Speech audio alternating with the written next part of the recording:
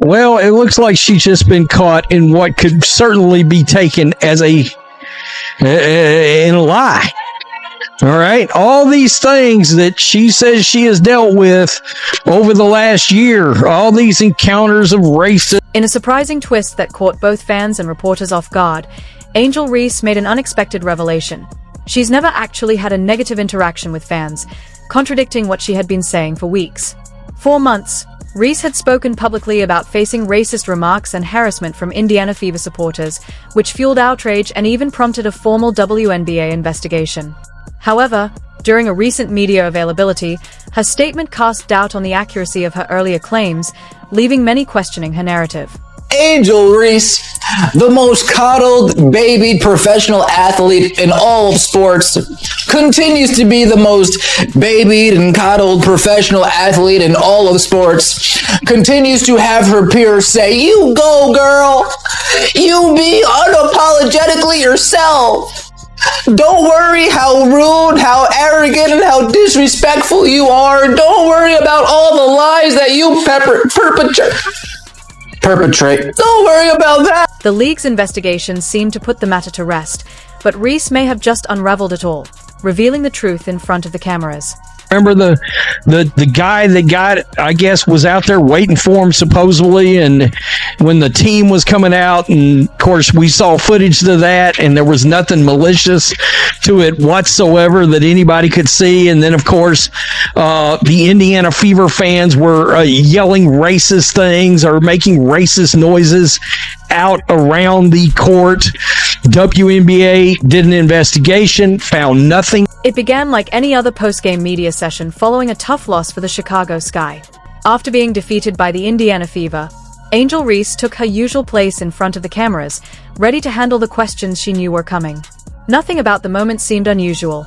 Reese had already been in the spotlight for weeks over claims of racist treatment from Fever fans, a controversy that drew national attention and triggered an official WNBA investigation. She appeared calm, leaning back as though prepared for the routine exchange. But then, in a split second, she made a slip that shook the sports world. When asked about the ongoing scrutiny, Reese replied, "I've never had a negative encounter in person." The room froze. What seemed like a simple remark instantly stood out as a direct contradiction to the narrative she had been pushing for weeks. It's embarrassing. It's absolutely embarrassing. It is absolutely embarrassing. And the fact is that originally it's, oh yeah, we're looking towards everything. Then they had to double down. They actually redacted this statement. They redacted a statement. They redacted the statement saying we're looking at everything, saying, no, we're actually not looking at most of the stuff. We're looking at a lie spread on social media that went viral. We are looking into a literal lie spread on social media that got spoken into fact. We're looking at For months, Reese had described facing racist insults, hostile arenas, and a traumatic experience during a Fever game. Her PR team worked relentlessly to reinforce the narrative of her as a victim. Yet here she was, on live television, admitting she had never actually endured negative treatment in person. This wasn't just a personal contradiction, it dismantled the very story she and her team had crafted. The revelation cast serious doubt on the credibility of her entire narrative. Reese had been portrayed as a target of systemic racism in the league, but now her own words suggested something very different. As the room sat in stunned silence, the weight of her admission became clear. This wasn't a minor slip. It exposed a faucet that had spread throughout the WNBA. Media coverage, divided fan reactions, and even a league-wide investigation had all been built on Reese's claims of abuse. Let's talk about investigation with procedures with an investigation. Yeah, I think we agree. I think we're, in compliance with them, with the league, and obviously there's no room or space in our game for hate. So we're complying with everything. Coach, when did you become aware that there was hate speech that happened? I think when everyone else did. I think that it's something that we heard about, and so again, we're just forthcoming with anything that the league is able to investigate. Now, this revelation threatened to unravel everything. What once appeared to be a solid, unshakable narrative was suddenly falling apart piece by piece. And this wasn't just about a single athlete anymore. It had spiraled into a full-blown media storm, one that Reese herself had unintentionally ignited. I didn't think these things would be a topic this year. It's certainly not at this point, but here we go again. Because now Indiana Fever players, all right, are getting called into question. Indiana Fever fans are getting called into question today. We got one post on here where somebody's literally calling. They're talking about there should be a boycott. That's what it really is of the All-Star game over player safety. The WNBA's investigation into the alleged racist incidents during the Fever vs. Sky game was extensive and meticulous. Determined to uncover the truth, the league's investigators examined every possible angle. They began by interviewing fans seated closest to where the supposed remarks were made, yet not a single witness could confirm hearing any racist comments. Investigators then turned to security footage, reviewing every available camera angle that captured both the crowd and in-game atmosphere. Still, there was no evidence of racist behavior. Even after repeated reviews, the video revealed nothing to support Reese's accusations. The inquiry went further, analyzing audio recordings from the broadcast equipment in hopes of detecting anything missed visually. But once again, the results were the same. No evidence emerged to validate Reese's claims. League is also taking a big L because there's no apologies to any fans whatsoever on this totally BS statement released by the WNBA. Yeah, you found nothing. That's great. That's accurate. Guess who told you would find nothing? The entire Indiana Fever fan base said you weren't going to find anything. But this league that has never turned a profit decided to accuse their own. Investigators also questioned team staff and arena personnel, the very people responsible for maintaining order during the game. None reported witnessing any racist behavior from fans. They confirmed there had been no complaints filed during the matchup, nor any disruptions noted by referees. Ultimately, the investigation ended with a striking conclusion. There was no evidence whatsoever of racist remarks or hostile conduct from Indiana Fever supporters. This finding casts serious doubt on Reese's initial claims.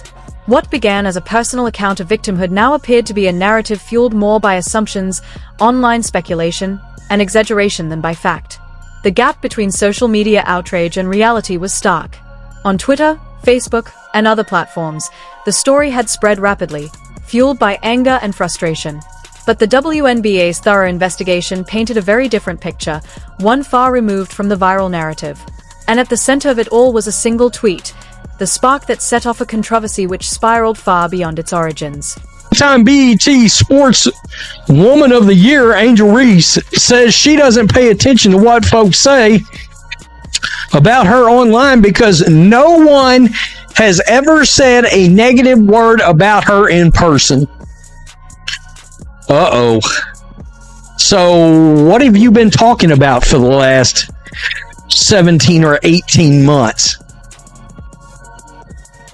Uh-oh. I hope she realizes she just admitted this and did so on camera with audio.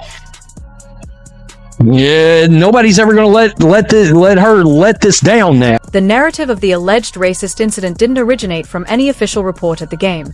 It began on Twitter. A single post claimed that racist remarks had been overheard from Indiana Fever fans, and almost instantly, the tweet went viral. As it spread across platforms, others began resharing and commenting, layering speculation upon speculation until a full-blown story emerged, one built entirely out of thin air. We were Angel today. We're showing that you should play with a lot of poise and confidence tonight. For for all the scrutiny you do receive online and stuff like that nature, what kind of messages a game like this send to them, as well as just the kind of momentum that this can build for you throughout the season? Yeah, I was don't worry about what's going on online. I get so much love in person. I haven't ever had a negative encounter in person ever. And I've been going through this for 3 years. I've never had an encounter in person that was negative. So people online are behind the keyboard for a reason, and I don't worry about that stuff. I trust my work. My teammates trust me. And I was telling Milla today, like, she felt like she was having a rough day, and I was like, how many times have I had a rough day? And you picked me up. So don't get down on yourself. I know my teammates have my back, and my coaches have my back, and that's all that really matters. I don't have to prove anything to anybody but myself and my teammates. Take it on the left. Enjoying tonight was as you expected. Can I say something? This is that's. The accusations exploded online despite the absence of any first-hand witnesses to support them. The story quickly took on a life of its own, gaining momentum with every retweet and share. Ironically, Those who were actually at the game, players, coaches, and staff, had no knowledge of any racist behavior. Chicago Sky head coach Tyler Marsh later admitted that he and his team only learned about the alleged incident after seeing it online. For him, it had been just another game, with no complaints or disturbances reported. In fact, no players or coaches raised concerns during or after the matchup, no referees were alerted, and no formal reports were ever filed. It wasn't until the social media frenzy erupted that the allegations began to be taken seriously at all. I get so much love in person. I've never had a negative counter in person ever. What did the league just go through 3 weeks ago? Over what was supposed to have been this race hoax, it turned out to be a race hoax, but this big situation in which the Indiana Fever fans were hollering racist remarks and making racist noises, and the league, 10 days this went on. This fiasco went on, and Angel Reese just admitted to the world she's never encountered a single negative person at all. In the end, one careless comment on live TV unraveled months of controversy, exposing flaws in the media, the league, and Reese herself. What began as a viral claim collapsed under scrutiny, leaving fans feeling betrayed and disillusioned.